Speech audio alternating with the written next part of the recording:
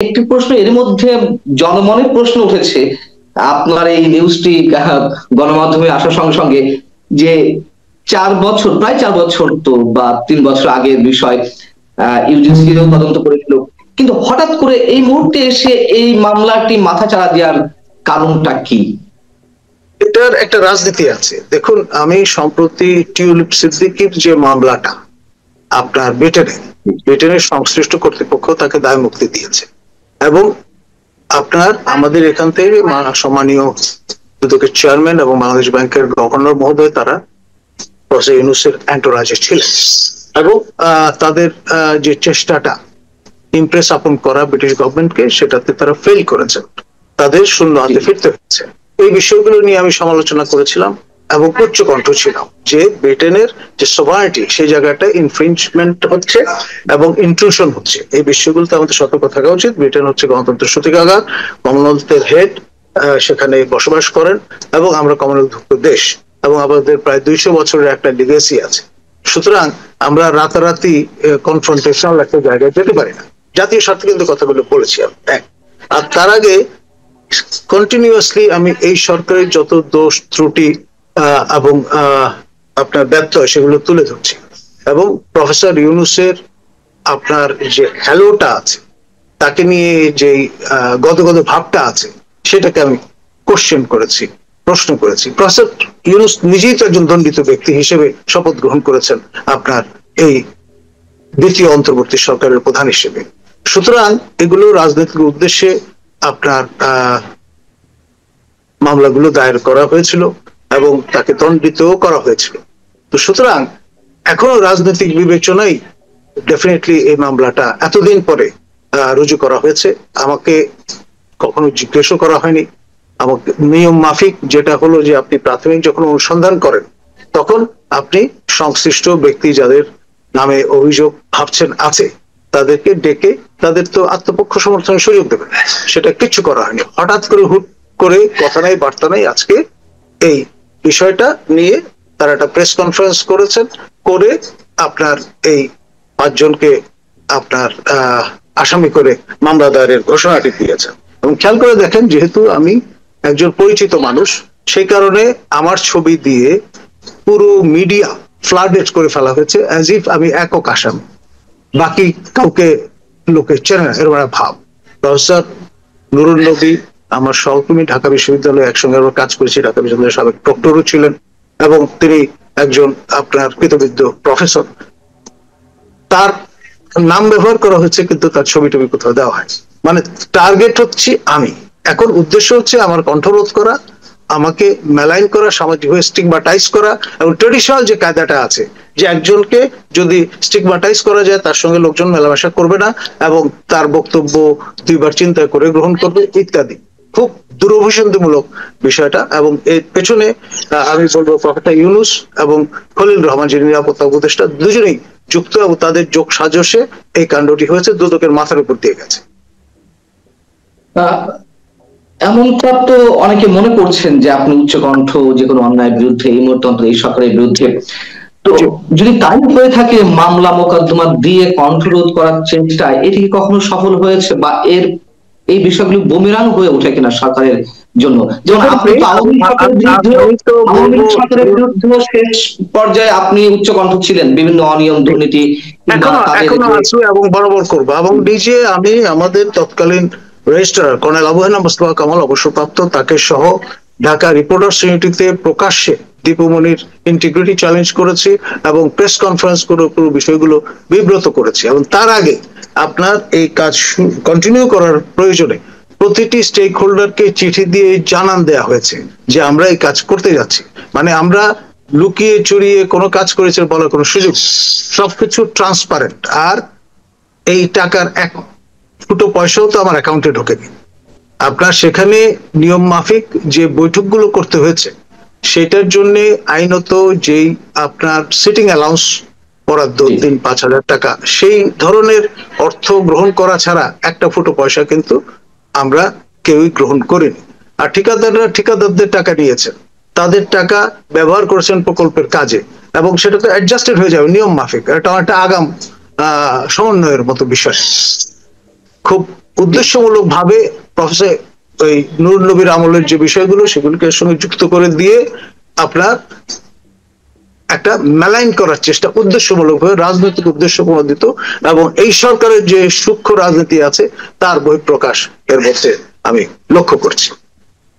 যদি তাই হয় যে আপনি এই সরকারের বিভিন্ন অনিয়ম বা অপকর্মের বিরুদ্ধে কথা বলছেন, তাহলে অন্য আর যারা বলছে তাহলে কি আমরা ধরে নেব যে সবাইকেই এই মামলা মোকদ্দমার এক ধরনের ভয় ভীতির মধ্যে রাখার একটা চেষ্টা করা হচ্ছে? ডেফিনেটলি ধরুন আমাকে একটা কেস স্টাডি হিসেবে ধরে মেলাইন করার চেষ্টা থেকে বাকি সবাইকে সতর্ক করার একটা প্রক্রিয়া এটি, এতে কোনো সন্দেহ নেই। এবং আপনার এর আগেও দীপমণির ইঙ্গিতে আমার নামে ডিজিটাল সিকিউরিটি অ্যাক্টের আওতায় মামলা করা হয়েছিল, আমরা কিন্তু মাথা নোয়াইনি, উচ্চকণ্ঠ ছিলাম বরাবর সেই আমলেও, এবং প্রতিবাদী ছিলাম, প্রতিবাদ করেছি এবং আল্লাহর রহমতে সেই মামলা জয়লাভ করেছি। এই বর্তমান মামলাও আমি মনে করি টিকবে না। এক, আর গায়ের জোরে অবৈধ প্রভাব খাটিয়ে যদি করা হয়, আমি বলবো জনগণের করের টাকায় পরিচালিত দুদকের যে সময় এবং ম্যান ডেইজ তা নষ্ট হয়েছে, অপচয় হয়েছে। এবং আমি বা ধরুন যারা উচ্চকণ্ঠ, আপনি বা আপনার মাসুদ কামাল কিংবা রনি বা অন্যরা দেশের ভেতরে থেকে যারা সমালোচনা মুখর, তাদের কোনোভাবেই কেউ কুপকাত করতে পারবে। আমরা কোনো অবস্থায় মাথা নোয়াবো না, এবং আমাদের যে ট্র্যাক রেকর্ড আছে সেটি সমুন্নত রাখবো। Come what may, professor Yunus কেন, খলিল রহমান কেন, যে কেউ আপনার কোন রকমের অন্যায় যদি করেন, তার শেষ দিন পর্যন্ত যতক্ষণ আমার শ্বাস প্রশ্বাস আছে, আমি জীবিত আছি, আমি তার প্রতিবাদ করব, ক্ষান্ত হব না। আপনি একটু আগে বলছেন যে ডক্টর মোহাম্মদ ইউনূসের বিরুদ্ধে যে মামলাগুলো হয়েছিল সেগুলো রাজনৈতিক, আসলে কি সবগুলো রাজনৈতিক ছিল নাকি ভিত্তি ছিল? আমি বেনিফিট অফ ডাউট দেব, কারণ এটা এই বিষয়ে বেশি কথা বলাটা আদালত অবমাননার সামিল হবে। কিন্তু তিনি একজন দণ্ডিত ব্যক্তি হিসেবেই কিন্তু আপনার শপথ গ্রহণ করেছেন প্রধান উপদেষ্টা হিসেবে। পরে এটা নিয়ে আমাদের সিনিয়র সাংবাদিক আমাদের একে এম পাটোয়ারি, তিনি যখন বিষয়টা নিয়ে শো করলেন, ওপেনলি কথা বলা শুরু করলেন, তারপর তড়িঘড়ি করে তার সেই দণ্ড মওকুফ করা হয়েছে। এই সরকারের গোড়াতেই তো নানান ঝামেলা আছে। আপনার এই যে রেফারেন্স সেটা নিয়ে প্রশ্ন উঠেছে, তারপরে আইএসপিআর যখন তালিকাটা হাজির করে দিল, যে মাননীয় তৎকালীন প্রধান বিচারপতি এবং মাননীয় বিচারপতি দুজনই তাদের হেফাজতে ছিলেন, তখন কিভাবে গোজামিল দিয়ে আপনার এই রেফারেন্সটা প্রণয়ন করা হয়েছে। তো সেই জন্য একে একে যত গভীরে যাবেন ততই দেখবেন এর মধ্যে নানান গোজামিল আছে। এখন ধরুন, ক্ষমতা চিরস্থায়ী নয়, মৌরুষি পাট্টা নয়, আর এককভাবে প্রফেসর ইউনূস পৃথিবীতে প্রথমবারের মতো নোবেল পুরস্কার পাননি, সে বিষয়গুলো কিন্তু ভুলে গেলে চলবে না। আপনার তার যে দর্শকগুণের একজন মানুষ, মানবীয় যে সত্তা, সেই অনুসারে তার স্ট্রেংথের জায়গা যেমন আছে, উইকনেসও আছে। সে বিষয়গুলো নিয়ে যেহেতু তিনি আপনার প্রাইভেট লাইফ থেকে পাবলিক লাইফে এসছেন, as a public member of the public community, আমাদের প্রত্যেকের অধিকার আছে তাকে নিয়ে সমালোচনা করার, কথা বলার। এই সেই জন্য কুপিত হয়ে তিনি দুদকের মতো ইনস্ট্রুমেন্টকে আপনার রাগ বিরাগের বশবর্তী হয়ে আমাদের বিরুদ্ধে ব্যবহার করবেন, সেটা কখনোই আমি মনে করি ধোপে টিকবে না, এবং কালের বিচারে তা সবাই বিবেচনায় নেবেন। বিষয়টা দ্রুততম সময়ের মধ্যে কি করতে পারে, আপনি যেমন কোন রকমের আমাদেরকে ফর্মালি ডেকে জিজ্ঞাসাবাদ না করে, কোন রকমের ইন্টারভিউ না নিয়ে হুট করে আপনি একটা মামলা রুজু করে দিলেন, এক। তারপরে দ্রুততম সময়ের মধ্যে একটা চার্জশিট হাজির করলেন, করে ধরেন আটক করার ব্যবস্থা করলেন, তাতে কি সরকার খুব গৌরবান্বিত হবে?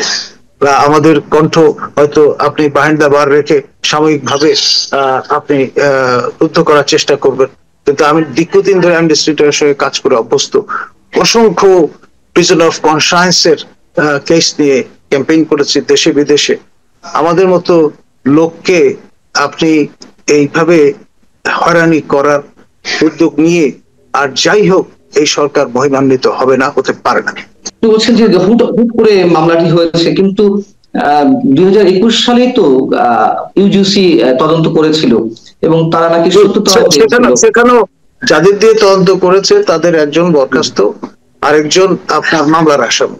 তাদেরকে দীপমণি ভয় দেখিয়ে, নানান প্রলোভন দেখিয়ে এই ধরনের একটা দায়সারা গোছের তদন্ত করবার চেষ্টা করেছিল, এবং সেটি নিয়ে কোন রকমের সাবস্টেন্স যদি থাকতো ওটা করতে গিয়ে বরং আরো যেটা হয়েছে, আমরা যেটা বারবার বলে আসছিলাম যে আমার দায়িত্ব নেওয়ার আগে এই কাজগুলো সম্পন্ন হয়েছে, সুতরাং ওর দায় আমি কেন নেব?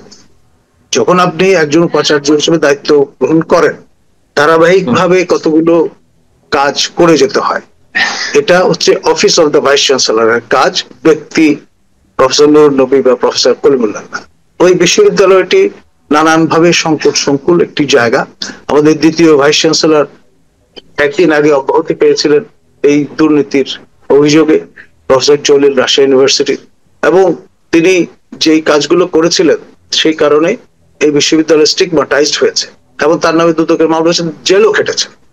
এখন ধরুন সবাইকে এক কাতারে ফেলে এক কায়দায় হেনস্থা করার যে অপচেষ্টা, সেটি আমি বলবো সরকারের করের যে জনগণের যে কর দিয়ে সরকার লালন পালন করা হচ্ছে তার অপব্যবহার, ক্ষমতার অপব্যবহার, এবং ট্রেডিশনাল যে কায়দাগুলো আছে, মানুষকে ভয় দেখানো, মানুষকে বিব্রত করা, মানুষকে স্টিগমেটাইজ করা।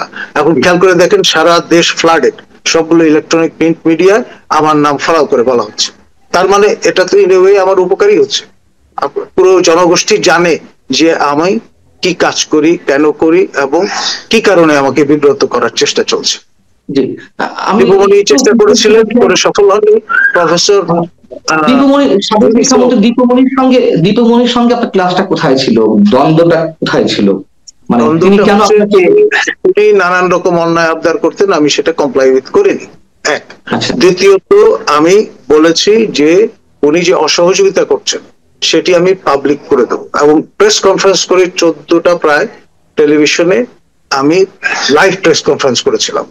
তখন থেকে তিনি আমাকে মেলাইন করবার চেষ্টা করছেন, মিডিয়াতে আমাকে এক ধরনের বিতর্কিত চরিত্রে রূপান্তরিত করার জন্য একই নিউজ বারবার করবার চেষ্টা করেছেন। করে বিষয়টা হয়েছে আমি এক ধরনের জাতীয় পরিচিতি অর্জন করেছি, এবং আমি এই প্রফেসর ইউনূসের আমলে যেটা পেলাম, ডেফিনেটলি দেখবেন আল্লাহর রহমতে আন্তর্জাতিক পরিচিতি লাভ করব। আমার শেষ প্রশ্ন, যদি এই যে অভিযোগে আপনার বিরুদ্ধে মামলা হয়েছে এর সত্যতা না থেকেই থাকে, যদি সত্যি সত্যি শুধুমাত্র উচ্চ কণ্ঠ যে আপনি বিভিন্ন অন্যায়ের বিরুদ্ধে, অপরাধের বিরুদ্ধে, এই কারণে যদি মামলাটি হয়ে থাকে, এবং নিশ্চয় আরো অনেকের বিরুদ্ধে হবে, এ করে কি আসলে শেষ রক্ষা কোনো সরকারের হয় বা হয়েছে কখনো, বা অথবা এই সরকারের জন্য হবে? দেখুন 1971 সনে আমাদের জাতীয় বীর যারা, তাদের প্রত্যেকের নামে 14 বছরের সশ্রম কারাদণ্ড দেওয়া হয়েছিল আপনার পুরস্কৃতকারী বিবেচনায়। আপনার নূরে আলম সিদ্দিকী বলুন, শাহজাহান সিরাজ বলুন, আসমা আব্দুর রব বলুন, আব্দুল কুদ্দুস মাখন বলুন, তাই না? তো সুতরাং এগুলো ইতিহাসের অংশ। তো এইসব আপনার বিষয় কখনো ধোপে টেকে না। আর যা কিছুই আপনি বলুন করুন না কেন, this is not the right way. Professor ইউনূসের স্ট্রাকচার, প্রফেসর ইউনূসের পেশার সঙ্গে এগুলো যায় না, এবং দায় তিনি এড়াতে পারবেন না। সরকার প্রধান হিসেবে দায় পরিপূর্ণভাবে তাকে নিতে হবে। দুদক কোয়াসি কনস্টিটিউশনাল বডি ঠিকই আছে, কিন্তু আপনার ব্যত্যয় একটার পর একটা করে সেগুলো কিন্তু আলটিমেটলি দায় কিন্তু প্রফেসর ইউনূসের ঘাড়ে আসবে। পাইকারি ভাবে যে মামলা মোকদ্দমা দেয়া এবং মেলাইন করবার চেষ্টা, কোন শিক্ষিত লোক এই দেশে বসবাস করুক, সেই রকম একটা পরিবেশ আপনি যদি রক্ষা না করেন, তাহলে দায় কিন্তু আপনারই উপর আসবে।